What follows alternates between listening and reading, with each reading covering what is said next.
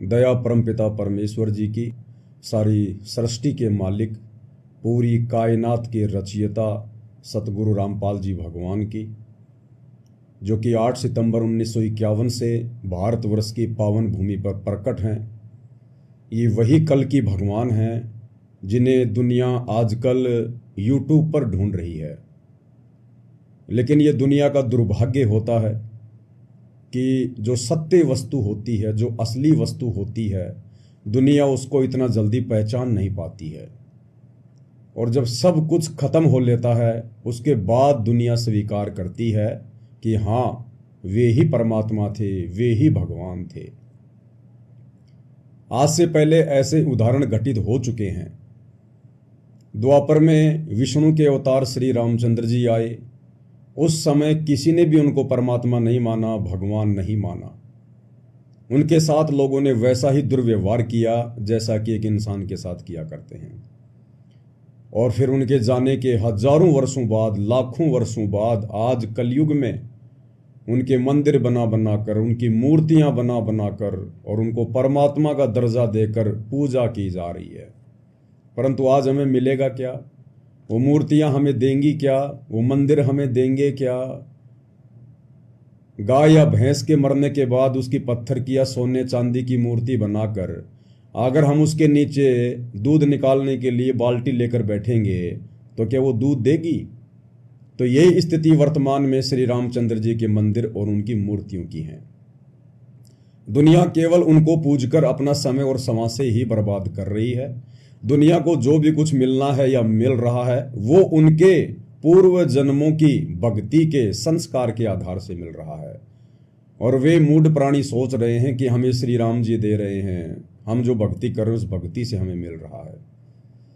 यही गलती द्वापर में जब श्री कृष्ण जी आए, वही विष्णु जी के अवतार, तो लोगों ने उस समय भी उनको परमात्मा के रूप में नहीं माना, उनको भगवान के रूप में नहीं माना, उनको श्री विष्णु जी के रूप में नहीं माना और उनके साथ में सदा लड़ाई झगड़े, मन मुटाव, राग द्वेष, ईर्ष्या करने में लगे रहे। और उनके शरीर छोड़कर जाने के आज हजारों वर्षों बाद कलयुग में उनके मंदिर बना बनाकर, मंदिरों में करोड़ों अरबों रुपया बर्बाद कर करके, उनकी मूर्तियां बना बना के, लड्डू गोपाल बना बना के, और आज उनसे लाभ प्राप्त करने की उनसे कामना की जा रही है। कुछ नहीं मिलेगा, 1% भी नहीं मिलेगा। क्योंकि डॉक्टर के मरने के बाद आप उसकी कितनी ही बढ़िया मूर्ति क्यों ना बना दें, कितना ही दंडवत क्यों ना करें, आप उसकी कितनी पूजा पाठ क्यों ना करें, डॉक्टर के मरने के बाद डॉक्टर की वो पत्थर की या सोने चांदी की मूर्ति वो लाभ नहीं दे सकती जो लाभ जीते जी डॉक्टर दे सकता था। तो ठीक यही स्थिति वर्तमान में दुनिया की बनी हुई है। आध्यात्मिक अज्ञानता के कारण, तत्व ज्ञानहीनता के कारण। दुनिया को ज्ञान तो है, लेकिन सिर्फ अपना पेट भरने का ज्ञान, ज्यादा धन कैसे कमाया जाए, बच्चों को ऊंची शिक्षा देकर बड़ी नौकरी कैसे लगाया जाए, फिर बच्चे कैसे 2 नंबर के काम करके रिश्वत लेकर के बड़ी बड़ी कोठियां बनाएं, बड़ी बड़ी गाड़ियां लेकर आएं, समाज में अपना नाम करें, कैसे झूठी शानो शौकत दिखाने के लिए ज्यादा से ज्यादा धन कमाया जाए, 2 नंबर का धन घर में कैसे आए। तो ज्ञान तो है दुनिया को, लेकिन जो ज्ञान दुनिया को है वो केवल कर्म फोड़ने का ज्ञान है, कर्म बनाने का ज्ञान नहीं है। ये कर्म बनाने का ज्ञान, मुक्ति प्राप्त करने का ज्ञान, परमेश्वर स्वयं सतगुरु रूप में आकर उस ज्ञान को तत्व ज्ञान के रूप में देते हैं। तत्व ज्ञान यानी यथार्थ ज्ञान, सच्चा ज्ञान, जो ज्ञान वास्तव में पूरे विश्व की जरूरत है, जिस ज्ञान के सहारे ही हम सतभक्ति कर सकते हैं, मोक्ष प्राप्ति कर सकते हैं। तो दुनिया को ज्ञान तो है, लेकिन तत्व ज्ञान नहीं है। और यह तत्व ज्ञान वर्तमान में इस धरती पर कुछ विशेष आत्माओं को है। सबके ऊपर इस तत्व ज्ञान की रजा नहीं हुआ करती है। परमात्मा कहते हैं सकल पदार्थ है जग माही, कर्महीन नर पावत नाही। जिनके कर्म बिगड़े हुए होते हैं उनको वो अमोलक वस्तु प्राप्त नहीं हो पाती जिसके लिए हमें ये मनुष्य जन्म मिला है। तो आज धरती पर वो सतज्ञान भी है, वो तत्व ज्ञान भी है, वो परमात्मा भी है, जिस परमात्मा की प्राप्ति के लिए ऋषि मुनि साधु संत महात्मा तो छोड़िए, श्री रामचंद्र जी, श्री कृष्ण चंद्र भी तड़प तड़प के मर गए। उन्हें नहीं मिला वो तत्व ज्ञान, उन्हें नहीं मिला वो तत्वदर्शी संत। ब्रह्मा विष्णु महेश और 33 करोड़ देवी देवता भी अंधेरे में तीर चलाते हुए जिस परमात्मा को अपनी भक्ति का आधार मान रहे हैं, और जो परमात्मा उनको भी नहीं मिला, आज वो परमात्मा भी धरती पर प्रकट है कबीर देव सतगुरु रामपाल जी के रूप में। क्योंकि ये 33 करोड़ देवी देवता भी उस परमात्मा को ही आधार बनाकर भक्ति करते हैं, लेकिन उनका मार्ग सत्य नहीं है।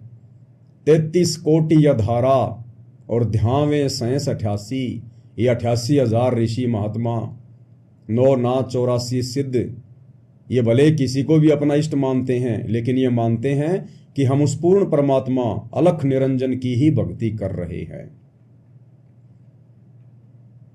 तो आप और हमारा कितना सौभाग्य, आप और हमारी कितनी बड़ी किस्मत कि जो परमात्मा इन बड़े बड़े ब्रह्मा विष्णु महेश जैसी पदवी प्राप्त आत्माओं को नसीब नहीं है, 33 कोटि देव पद प्राप्त आत्माओं को नसीब नहीं है,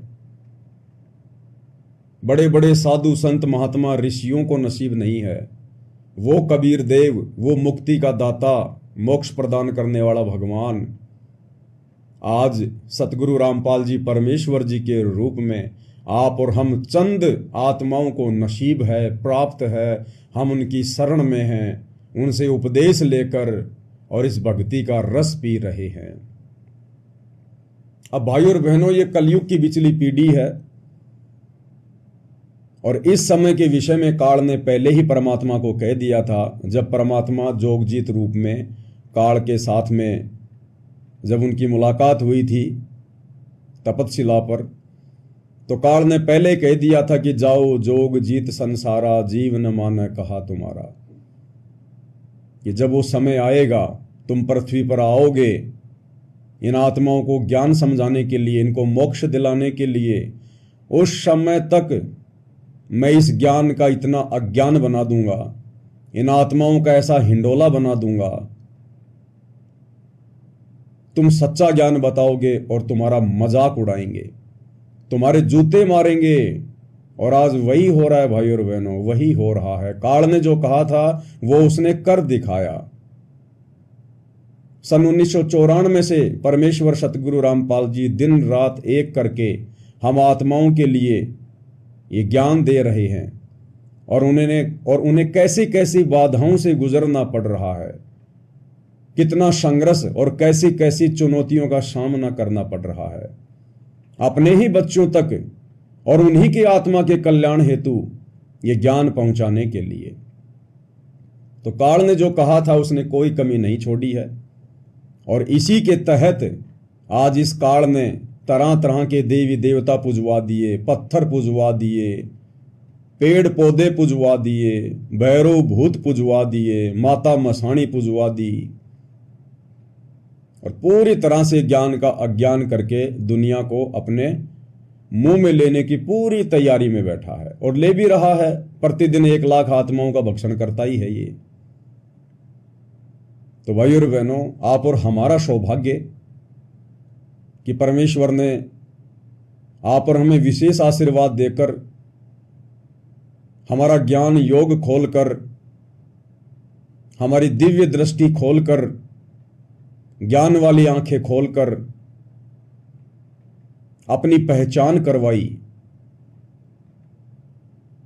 अन्यथा उस परमेश्वर को जो आज सतगुरु रामपाल जी के रूप में धरती पर प्रकट हैं, उनके खुद के कलयुगी परिवार वाले, उनके बेटा बेटी भाई बंधु रिश्तेदार कोऑर्डिनेटर और तो और सतलोक आश्रमों से जुड़ी हुई 90% संगत भी नहीं पहचान पा रही है।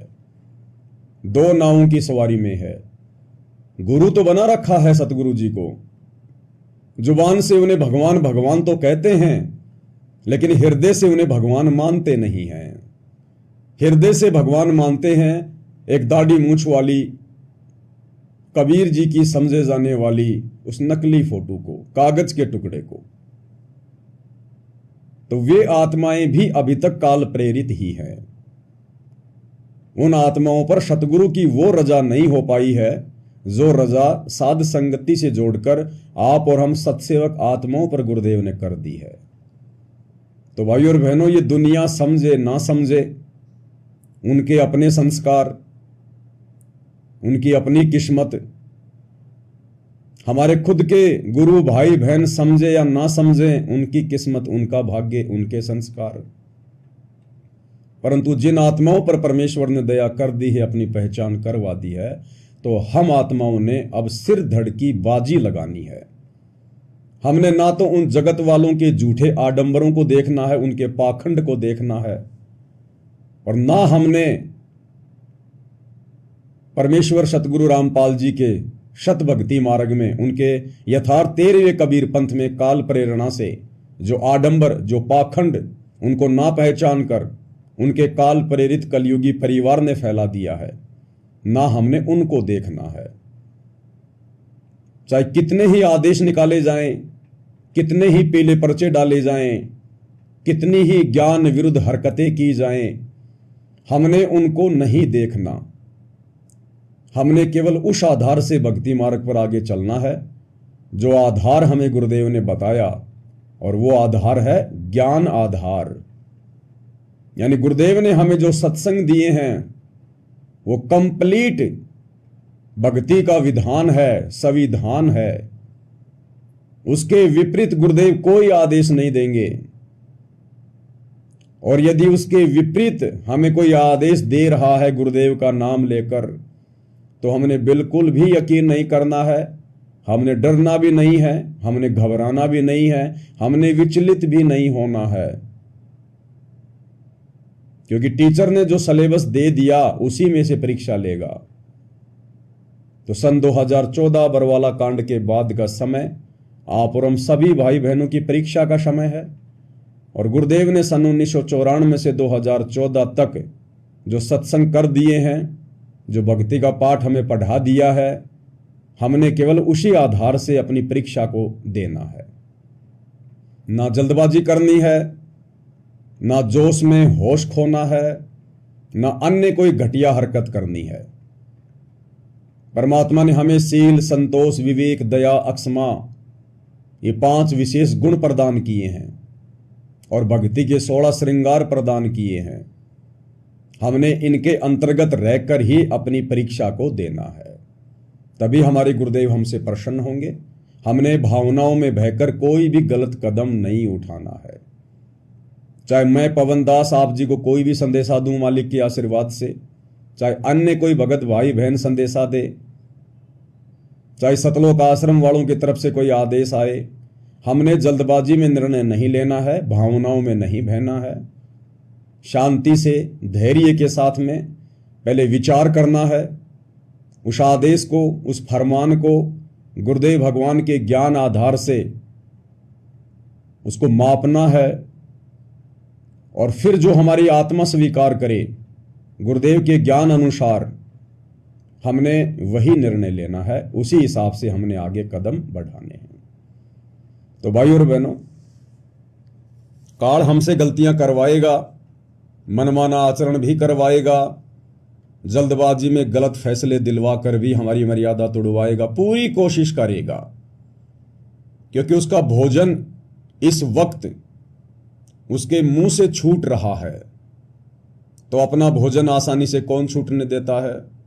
जब सूअर यहां आसानी से उस लैट्रिन को नहीं जाने देता जो दूसरा सूअर खाने की कोशिश करता है, कुत्ता इतनी आसानी से हड्डी नहीं छोड़ता जिस हड्डी को देखकर दूसरा कुत्ता आ जाता है। तो भला ये काल ज्योति निरंजन हम आत्माएं जिसकी खुराक हैं, हमारा वो मैल, वो गंध, जो सूक्ष्म रूप में हमारे सूक्ष्म शरीर में जमा हो जाता है, भला ये इतनी आसानी से हम जीवात्माओं को सतलोक कैसे जाने देगा।